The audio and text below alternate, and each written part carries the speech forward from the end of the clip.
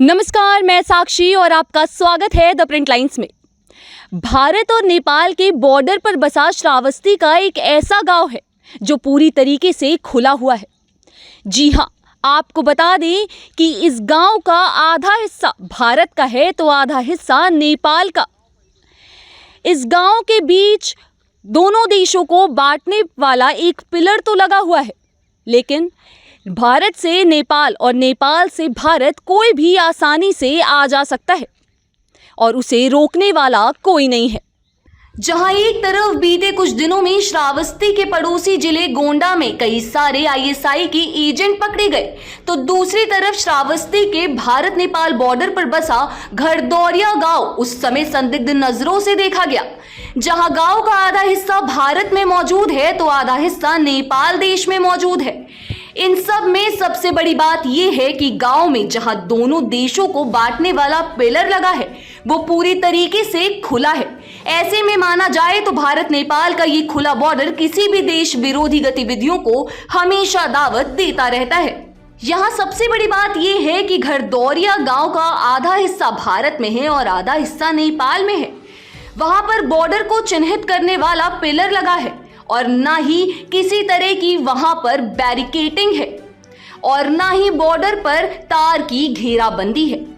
गांव के बीच में मौजूद भारत और नेपाल के बॉर्डर पर ना तो हमेशा एसएसबी के जवान ड्यूटी पर रहते हैं और ना ही वो बॉर्डर की 24 घंटे रखवाली करते हैं। ऐसे में सबसे बड़ा सवाल ये है कि श्रावस्ती जिले के इस गांव में मौजूद भारत और नेपाल के बॉर्डर से कोई भी अपराधी या आतंकवादी अपनी गलत गतिविधियों को अंजाम देकर भारत से नेपाल और नेपाल से भारत आ जा सकते हैं। भारत और नेपाल का एक ऐसा बॉर्डर उत्तर प्रदेश के श्रावस्ती के घरदौरिया गांव का है जो बिल्कुल खुला हुआ है। आपको हम दिखा दें कि ये जो भारत और नेपाल का पिलर होता है, जो सरहद का पिलर होता है, वो ये है। ये पिलर है जो सरहद पे लगा हुआ पिलर है और अपने कैमरामैन से हम कहेंगे कि वो दिखाएं कि एक तरफ नेपाल है और दूसरी तरफ यहाँ पे श्रावस्ती है। जिधर नेपाल है उधर भी भारतीय लोग रहते हैं, जो एकदम खुला सरहद है, और जो बाएं साइड में हमारे है वो भारत है, ये भी यहाँ पे भारतीय रहते हैं। और ये जो बॉर्डर है, जो ये सरहद है, ये बिल्कुल खुला हुआ है। माना जाए ये बॉर्डर एकदम से खुला हुआ है और यहाँ पे मैं मौजूद हूँ। यहाँ पे ना ही कोई फोर्स है, ना ही एसएसबी के कोई जवान हैं जो कि यहाँ पे सुरक्षा में लगे हुए हैं। यहाँ के जो स्थानीय लोग हैं उनके द्वारा ये बताया गया है कि यहाँ पे जो एसएसबी की टीम है वो समय समय पे आती रहती है और यहाँ के सुरक्षा व्यवस्था का वो देख रेख करती है। लेकिन सवाल ये कि जब वो यहाँ पे नहीं रहती है तो नेपाल से भारत देश के लिए कोई भी व्यक्ति कभी भी जा सकता है, चाहे वो कोई आतंकवादी हो या आईएसआई का कोई एजेंट हो, क्योंकि नेपाल और भारत का जो ये बॉर्डर है, जो खुला हुआ सरहद है, यहाँ पे ना ही कोई चेकिंग होती है और ना ही यहाँ पे कोई अभी प्रेजेंट टाइम में एसएसबी की टीम या एसएसबी की जवान यहाँ पे मौजूद है। आपका क्या नाम है और किस गांव के आप ग्राम प्रधान हैं? मेरा नाम विजय कुमार पाल है, ग्राम पंचायत असनाहरिया, ग्राम घरदौरिया का प्रधान है। अच्छा, जिस जगह पे आप मौजूद है वो कौन सा जगह है? ये बॉर्डर है। कौन सा बॉर्डर है? इंडिया नेपाल का बॉर्डर। ये इंडिया नेपाल का बॉर्डर है। मतलब भारत और नेपाल का बॉर्डर। यहाँ पे हमें दिखाई पड़ रहा है कि पूरा नेपाल का बॉर्डर जो है भारत का वो खुला हुआ बॉर्डर है। हाँ, ये तो खुला बॉर्डर। तो यहाँ पे कोई बैरिकेटिंग या कुछ नहीं है इस गांव में? नहीं, गांव में नहीं है, हाईवे पे लगाए हैं। हाईवे पे लगा हुआ है। अच्छा, इस गांव के उस साइड में आपके जस्ट पीछे जो घर दिखाई पड़ रहा है वो नेपाल में है और जहाँ पे आप मौजूद हैं वो इंडिया में है। तो बीच में जो नेपाल और इंडिया का सरहद है वहाँ पे कोई बैरिकेटिंग या कोई तार से कुछ नहीं लगा है। तो ऐसे में नेपाल से भारत तो कभी भी कोई भी आ सकता है। जैसे फोर्स वाले रहते हैं, चेक करते हैं। तो कौन से समय पे यहाँ रहता है? अभी तो है नहीं, यहाँ नहीं, लेकिन हाईवे पे है। हाईवे पे है, लेकिन गांव का जो हिस्सा है वो आधा नेपाल और आधा भारत में है। ये तो खुला है। ये तो खुला है।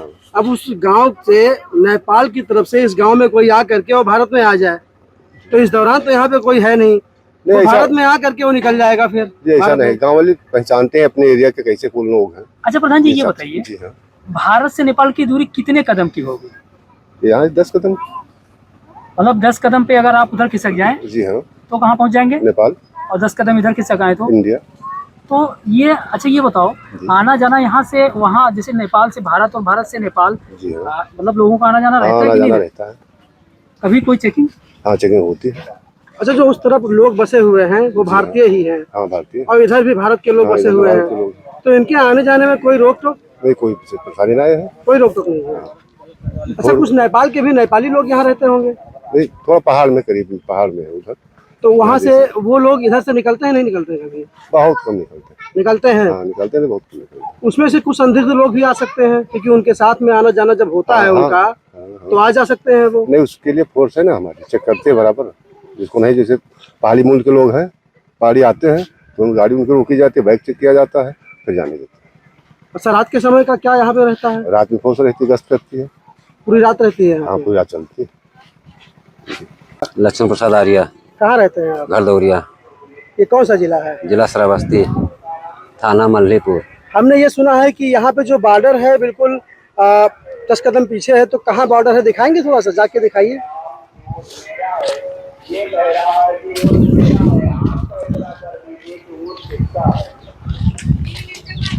बस हाँ, ये नेपाल है।